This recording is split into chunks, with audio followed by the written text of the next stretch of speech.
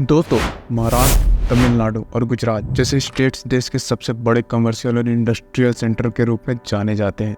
लेकिन हरियाणा के बारे में सोचकर आप क्या ख्याल आता है? शायद दूध, लस्सी या फिर देश को ढेर सारे मेडल जीत कर देने वाले प्लेयर्स। लेकिन हरियाणा की धरती ने सिर्फ मजबूत खिलाड़ियों को ही पैदा नहीं किया, बल्कि एक ऐसे इंसान को भी जन्म दिया जिसने टाटा ग्रुप की नींद उड़ाकर रख दी थी। आज उनकी विरासत को आगे बढ़ाने वाली उनकी पत्नी सावित्री जिंदल 28 बिलियन डॉलर की नेटवर्थ के साथ सिर्फ इंडिया की सबसे अमीर महिलाओं में से एक है। और हाँ, बल्कि उनके चारों बेटों ने स्टील और एनर्जी इंडस्ट्री में धूम मचा कर रखा है। आज हम बात करेंगे जिंदल ग्रुप की, जिसे एक किसान के बेटे ने देश को आत्मनिर्भर बनाने के सपने के साथ शुरू किया था।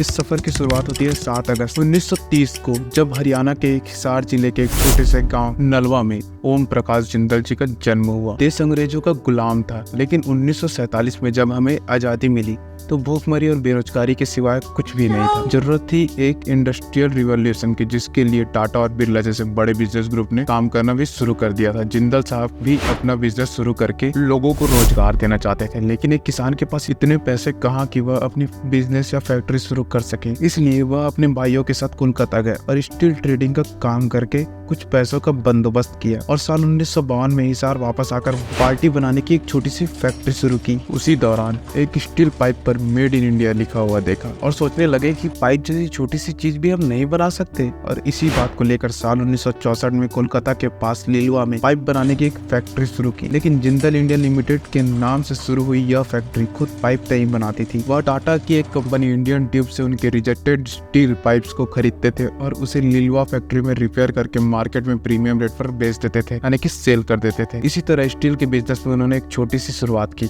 लेकिन जब कुछ दिनों बाद टाटा को यह बात पता चली, उन्होंने जिंदल साहब को बुलाकर इस तरह पाइप बेचने से मना कर दिया और बताया कि आगे वह अपने स्टील पाइप 2-2 फीट के पाइप्स के पीसेज में ही दे पाएंगे। अब जिंदल साहब के पास तो हाँ बोलने के अलावा कोई रास्ता ही नहीं था। फिर वह टाटा के 2-2 फीट के टुकड़े लेकर उसके सॉकेट बनाने लगे और टाटा स्टील्स की क्वालिटी इतनी अच्छी थी कि जर्मनी की एक कंपनी ने सॉकेट को खरीदने लगे और उनका बिजनेस अच्छा चलने लगा। लेकिन इंडियन ट्यूब इस पर भी एतराज करने लगे और आखिरकार उन्होंने जिंदल साहब को माल देने से ही मना कर दिया।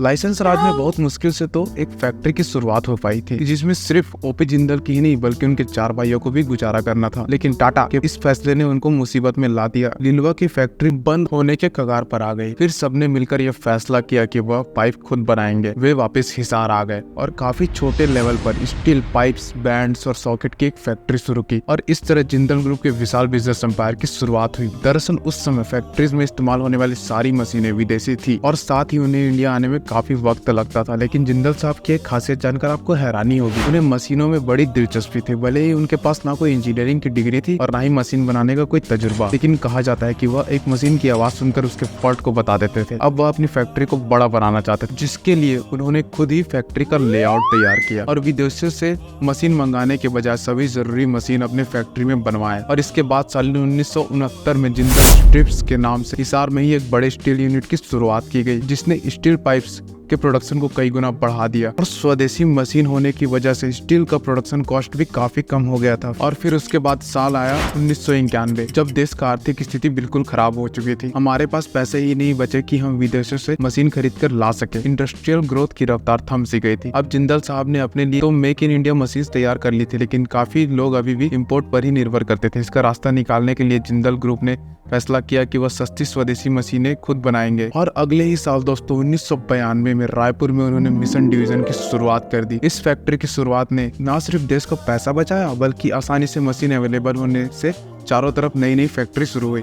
लाखों लोगों को रोजगार मिला और जिंदल साहब ने कुछ ऐसी मशीन और टेक्निक की शुरुआत की जो आज भी इस्तेमाल की जाती है। ओपी जिंदल जमीन से जुड़े इंसान थे, जो लोगों से मिलकर उनके दुख दर्द सुनते थे और शासन से उनके अधिकारों की लड़ाई भी लड़ते थे। बिजनेस में प्रॉफिट के पहले वो लोगों का प्रॉफिट देखते थे और यही वजह थी कि लोग उन्हें प्यार से बाबूजी कहकर बुलाते थे। समय के साथ साथ उनका झुकाव सोशल वर्क और पॉलिटिक्स की तरफ ज्यादा होने लगा। उन्हें लगा कि सिस्टम में रहकर वो लोगों की सेवा ज्यादा अच्छी तरीके से कर सकते हैं। लेकिन वह 3 बार हरियाणा के हिसार से विधायक और 1 बार सांसद रहे। हालांकि इस दौरान भी उनका बिजनेस तेजी से एक्सपांड करता रहा, क्योंकि उनके चारों बेटे ने मिलकर बिजनेस को अच्छी तरीके से संभाले रखा।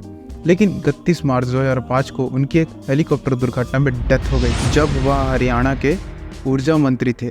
बाबूजी ने जिंदल ग्रुप की एक मजबूत नींव तो रख दी थी, लेकिन कंपनी को आगे कैसे ले जाना है उसकी भी पूरी रूपरेखा डेथ से पहले ही वह बनाकर गए थे, जिसके हिसाब से जिंदल ग्रुप की पूरी संपत्ति को उनके 4 बेटों में बांट दिया गया। लेकिन शर्त यह थी कि पूरी संपत्ति का मालिकाना हक उनकी पत्नी सावित्री जिंदल के पास ही रहेगा, और यही वजह है कि आज सावित्री जिंदल भारत की सबसे अमीर महिला है। इसके साथ ही जिंदल ब्रदर्स को एक दूसरे की कंपनी में क्रॉस होल्डिंग भी है, ताकि किसी भी तरह की कंपनी में प्रॉफिट या लॉस में सबकी भागीदारी होगी। बाबूजी के बाद उनकी जगह सावित्री जिंदल ने समाज सेवा का काम संभाल लिया और हिसार से विधायक चुनी गई, और उनके चारों बेटों अपने पिता के बिजनेस एम्पायर को आगे बढ़ाने में जुट गए। सबकी अपनी अलग सोच थी, काम करने का तरीका अलग था, लेकिन अब वह आजाद थे अपने हिसाब से फैसला लेने के लिए। दोस्तों, जिंदल ग्रुप के बिजनेस एम्पायर के बारे में लोगों को काफी कंफ्यूजन है कि आखिर किस भाई को विरासत में क्या मिला है और पिछले 18 सालों में वह कहां तक पहुंचे।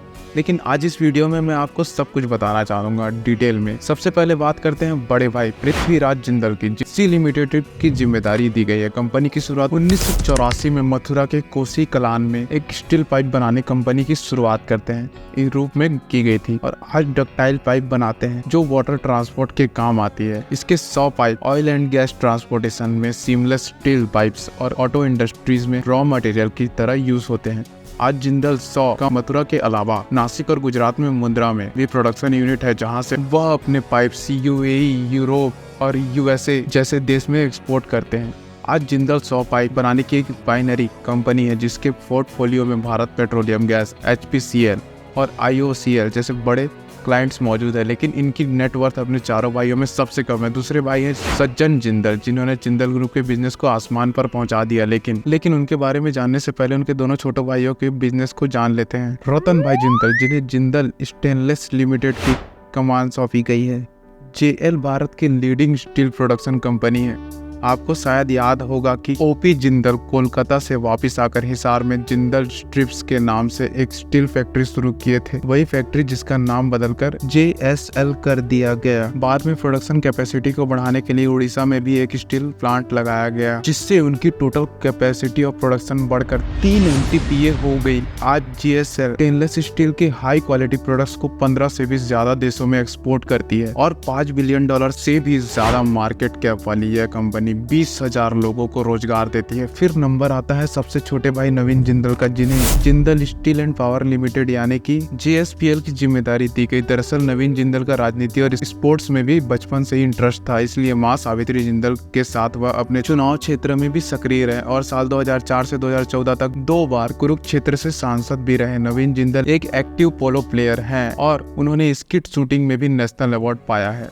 दोस्तों, एक समय था जब हर कोई भारत का राष्ट्रीय ध्वज नहीं फहरा सकता था, और दोस्तों नवीन जिंदल ही वह शख्स हैं जिन्होंने लंबी कानूनी लड़ाई के बाद हर भारतीय को तिरंगा फहराने का अधिकार दिलाया। और उनके बिजनेस पर लौटते ही आपको याद होगा, बाबूजी ने 1992 में छत्तीसगढ़ के रायपुर में एक मशीन फैक्ट्री शुरू की थी। आज उस फैक्ट्री के साथ ही रायगढ़, उड़ीसा और झारखंड में कई स्टील प्लांट नवीन जिंदल के कंट्रोल में है। आज JSPL लार्ज स्केल पर रेल लाइन्स, बीम्स, कॉलम्स और TMT बार्स का प्रोडक्शन करती है। इसके अलावा JSPL अपने रायगढ़ और अंगुल के थर्मल पावर प्लांट से 1634 मेगावाट बिजली का भी प्रोडक्शन करती है।